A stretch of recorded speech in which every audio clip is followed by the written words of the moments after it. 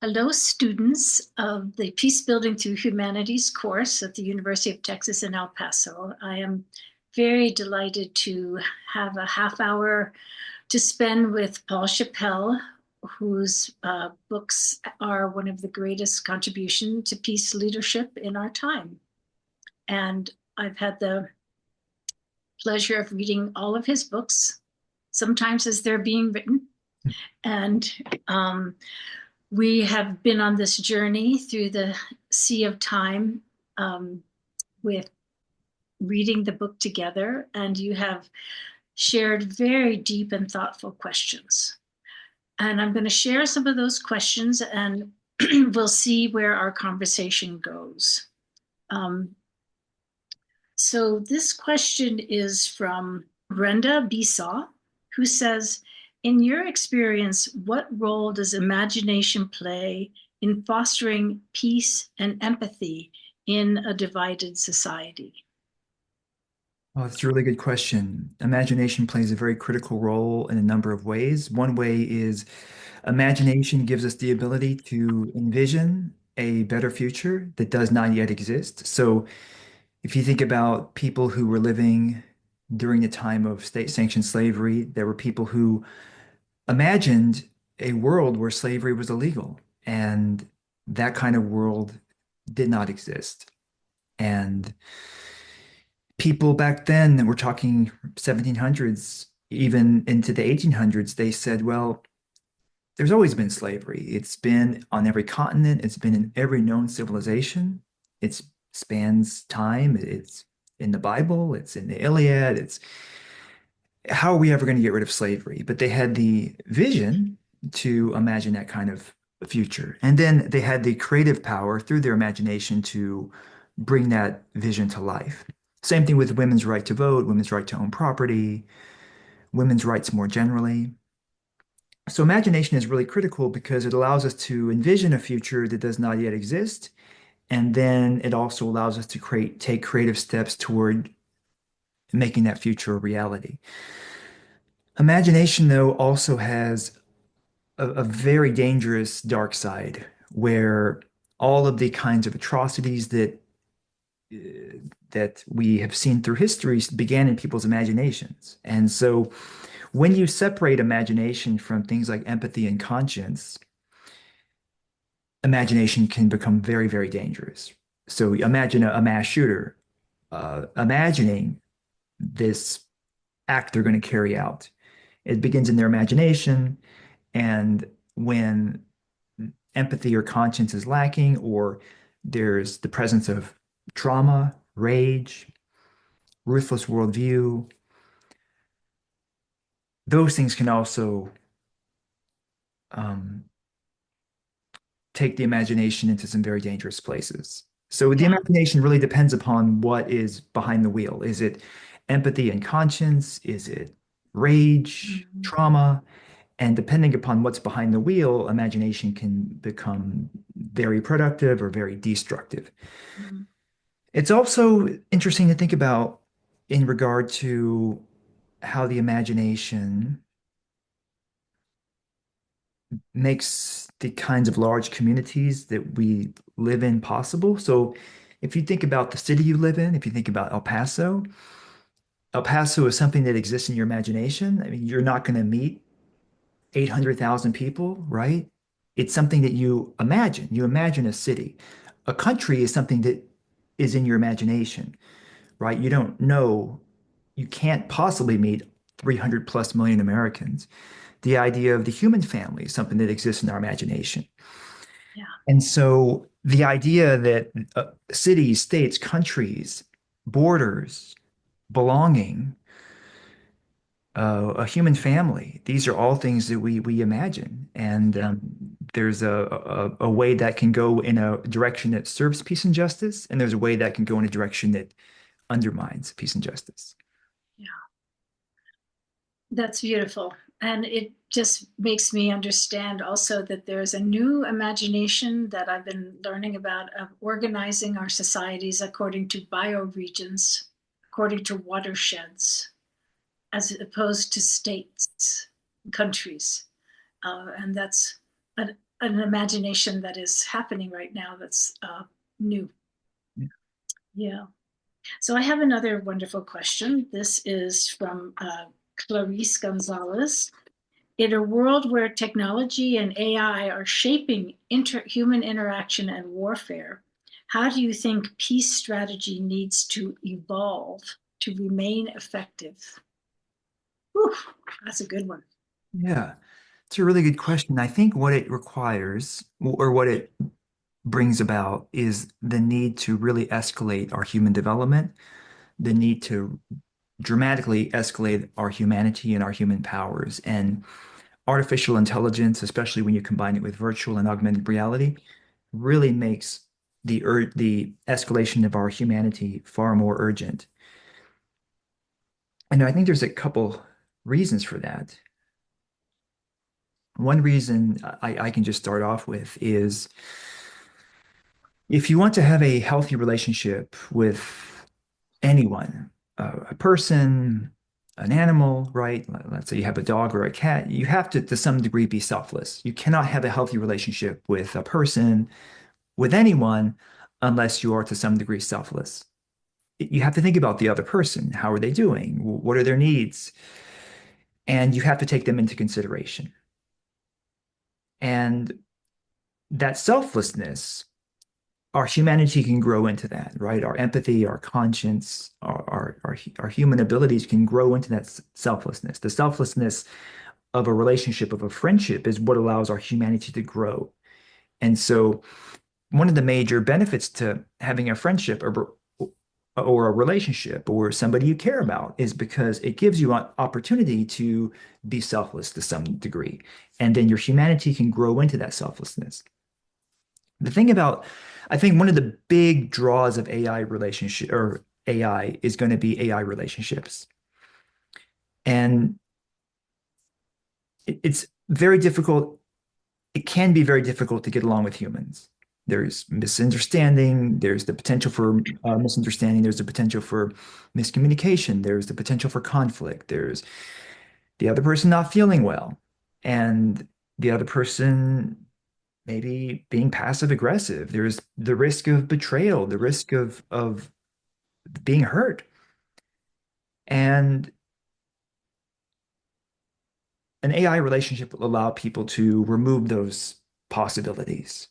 And when we aren't taught peace literacy skills for how to get along well with humans, for how to resolve conflict, how to turn conflict into greater empathy, greater understanding, growth, greater meaning, when we don't have those skills to navigate human interactions can be very painful, right? Yeah.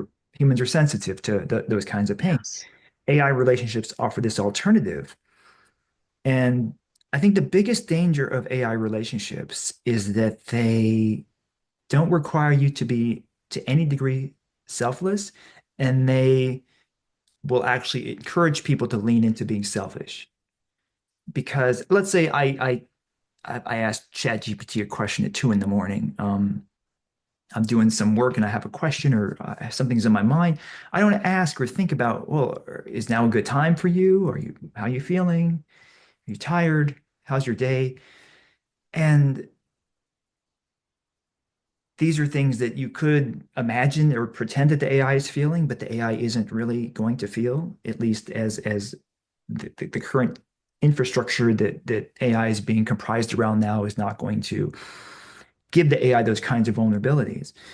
And so when you have people who are have been hurt by humans, there was a New York Times article about AI relationships and uh, people having sex with their AI partners and things like that.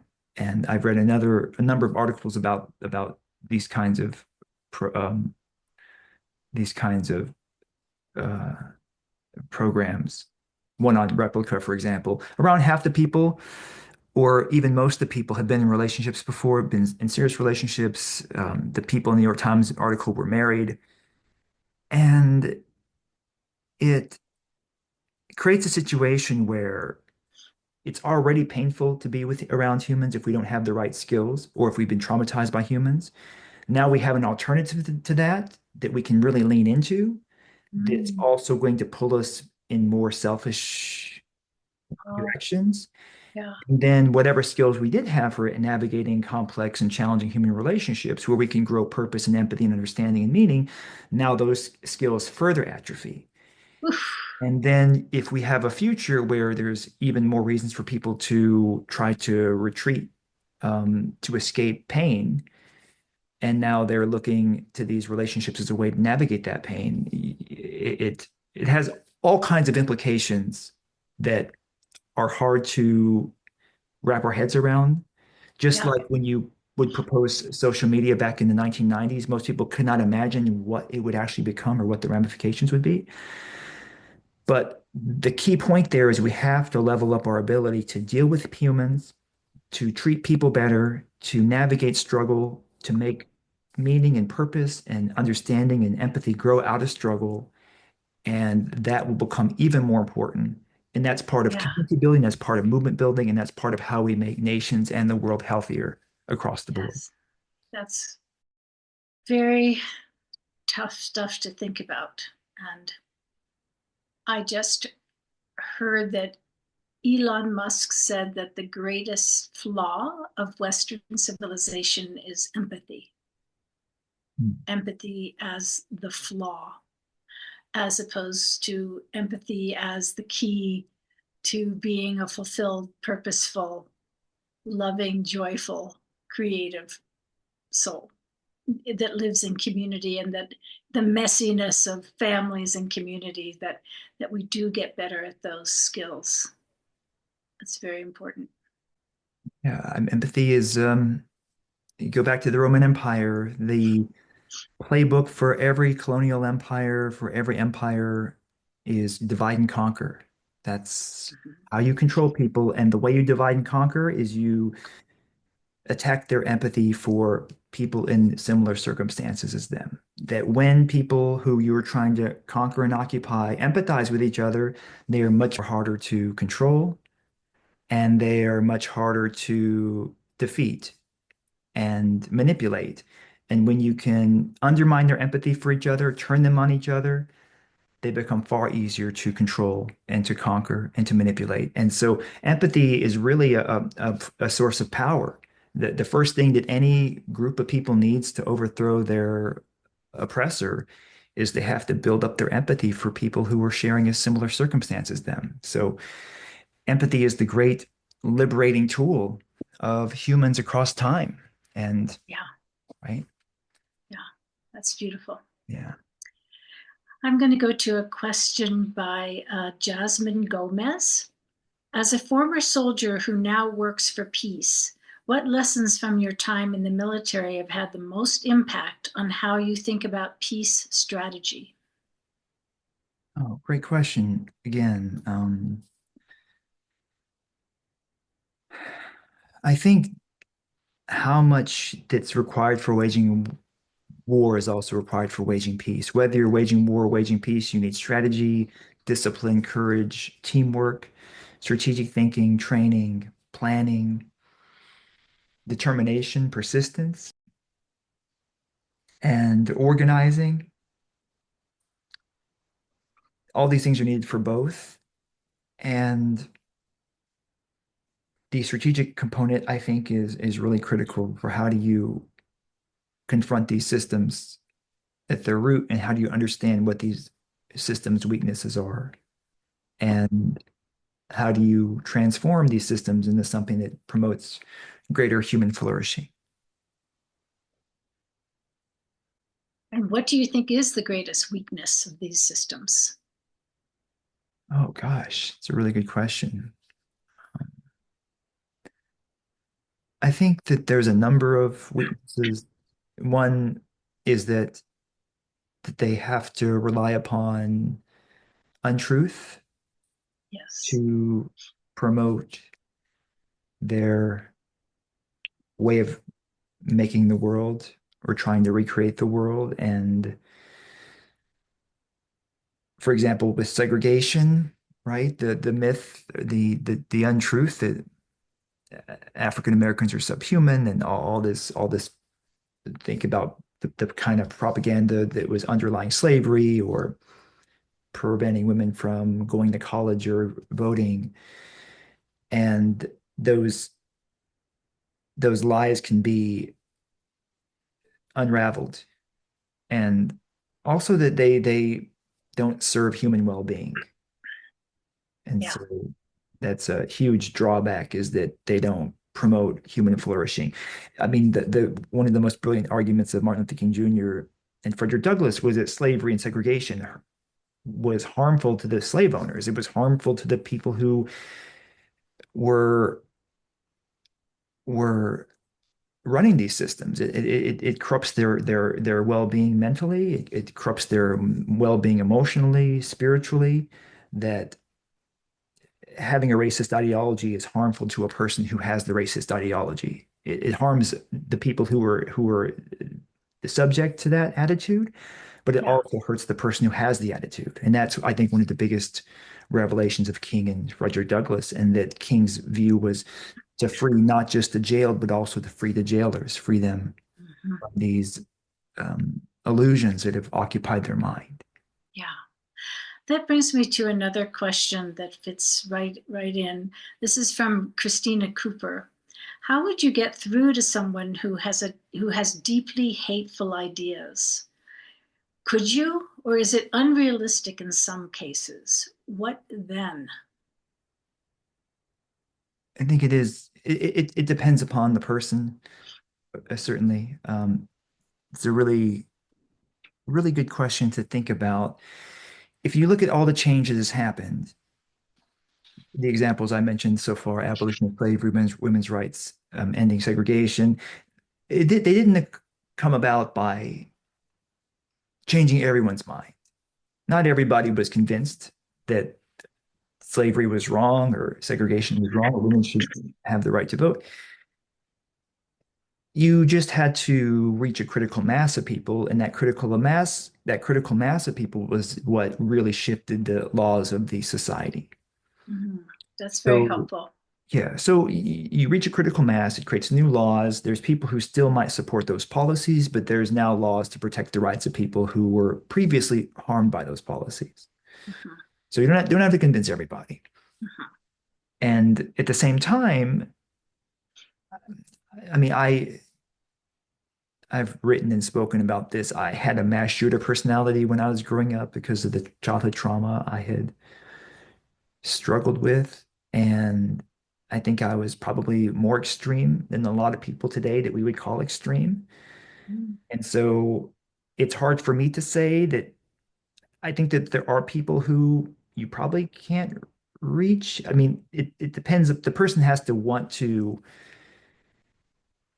make a change, right? It's like that saying you can lead a horse to water, but you can't make the horse drink. So you can create doorways and opportunities for people to change, but you can't force people to really change their way of thinking. They have to choose that for themselves.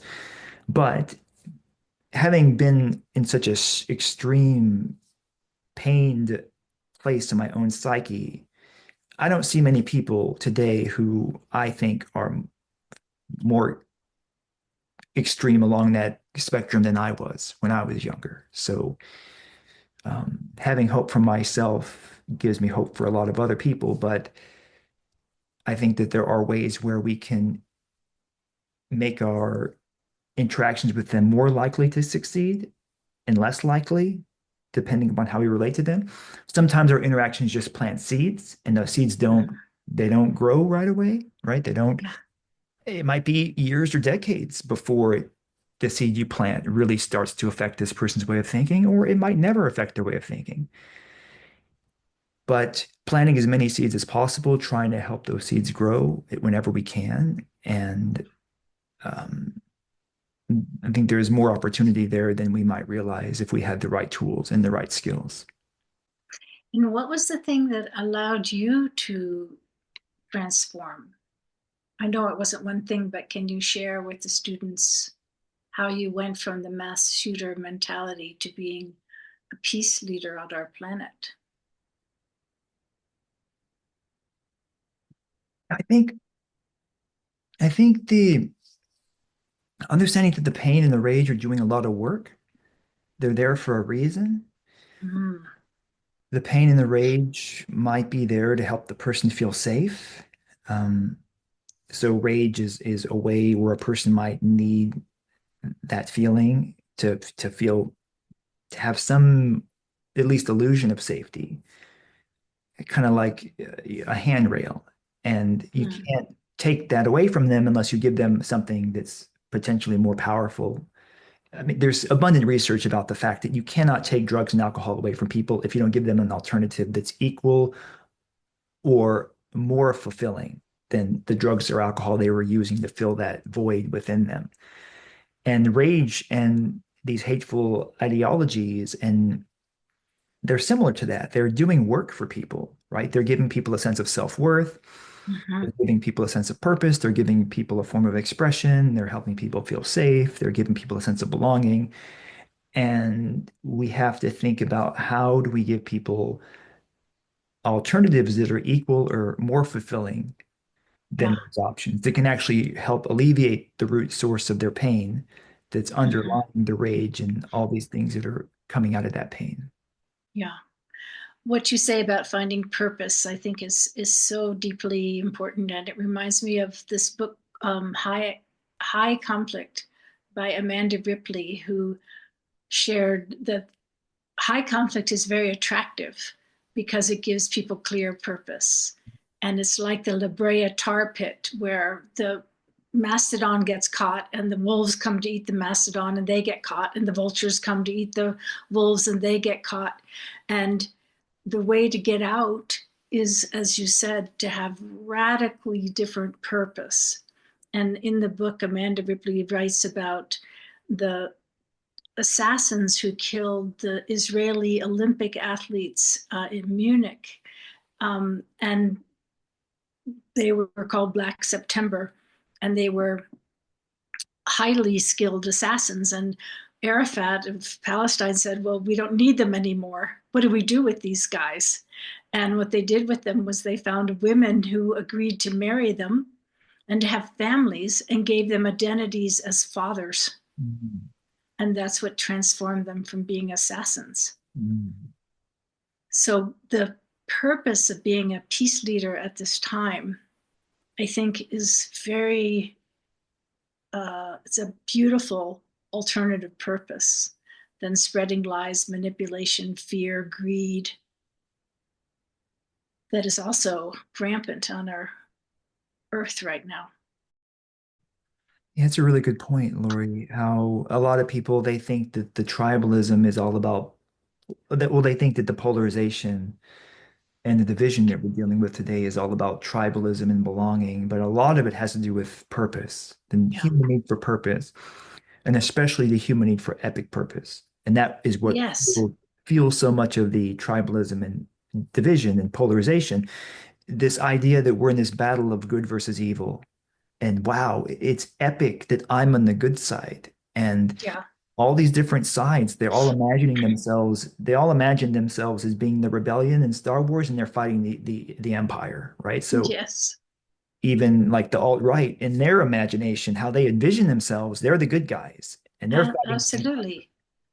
And that gives them that epic purpose. Everybody wants to be, they want to be in a Marvel movie, they want to be in a Lord of the Rings movie, they want to be in a Star Wars movie, and then this epic good versus evil battle, epic battle for the survival of their country, for the survival of the world, feeds into that. And it's very compelling to people.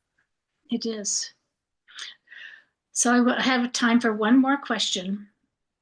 You emphasize this necessity of strategy in combating peace. What, in your opinion, is the most critical strategic error of the present nonviolent movements, and how can it be rectified? Oof. Oh, yes, great question. I think that when I was at West Point, I heard this idea about what causes most of the evil in the world. If we define evil as causing unnecessary harm. And when people think about what causes most of the evil in the world, they think of obviously evil things, right? They think of greed or selfishness or ignorance or hatred. But the idea I heard was that what causes most of the evil in the world, what causes most of the unnecessary harm in the world is something that actually seems very harmless on the surface, or doesn't seem quite so harmful on the surface, and is taking the easy path. Most of the evil in the world is just caused by taking the easy path, Mm. choosing the easier wrong over the harder right. So if you think about that, think about how much evil, unnecessary harm is caused by not taking responsibility for our actions. I mean, it's harder. It's easier to not take responsibility than it is to take responsibility, right? Think about how much evil is caused by being apathetic to injustice, by just looking the other way and saying, I'm not going to confront this. It bothers me, but I don't want to get involved, right? Think about how much evil is caused by just not being willing to change our ways, just being content or comfortable or complacent with how things are, right? Yeah. And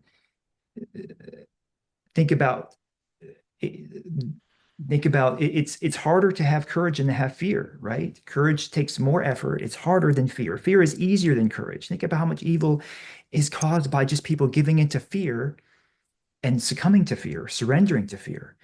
Yeah. And think about sometimes it's people think it's just easier to kill people. Resolving all this conflict, let's just try to kill those people. And when you really think about what King said about the greatest problem, the greatest evil in the world is not it's not hatred, it's apathy. It's the apathy of the good people is actually the greatest injustice. It's people who Mm. are otherwise good people who don't want to get involved or resist things that are unjust. You really start to see this easy path is something very dangerous for humans, right? It Mm. seems easier in the short term, but it's catastrophic in the long term. It's like Mm. going down a hill on a sled, but there's a cliff at the bottom. And Mm.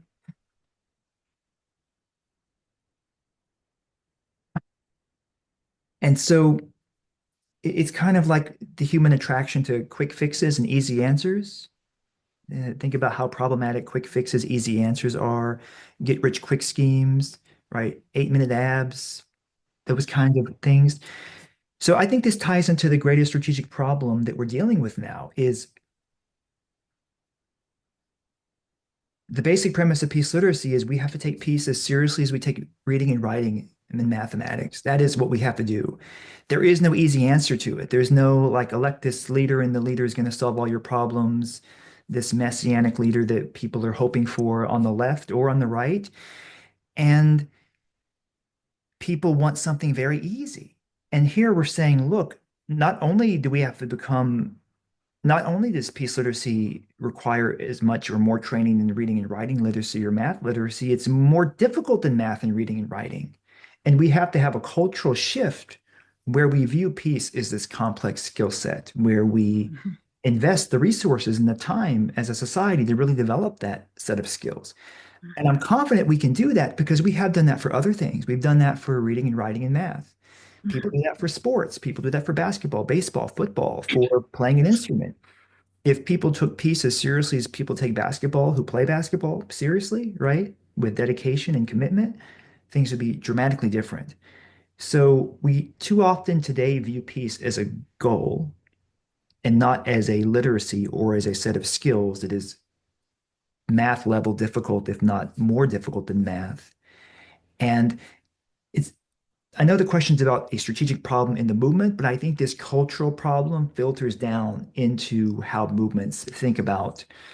And again, this is not a comfortable answer in the sense that it's going to require a cultural shift. But one of the most promising thing about peace skills is that even though we want to get people trained to a level where they're better trained in waging peace than soldiers are in waging war, that's the question at West Point that really something I thought about that really grabbed my my just whole trajectory in life was what if people were as well trained in waging peace as soldiers are in waging war? What would the world be like? Even though that's where we're aiming, every bit can also help. So 1, 2, 3, 5 hours of peace training is better than nothing. And sometimes one or two of these skills can make a huge impact upon how a movement is conducted, how communities function, how people interact in relationships with strangers, with family members, with coworkers. So every bit can also make a significant difference, even though we're working toward this goal where we live in a peace literate society.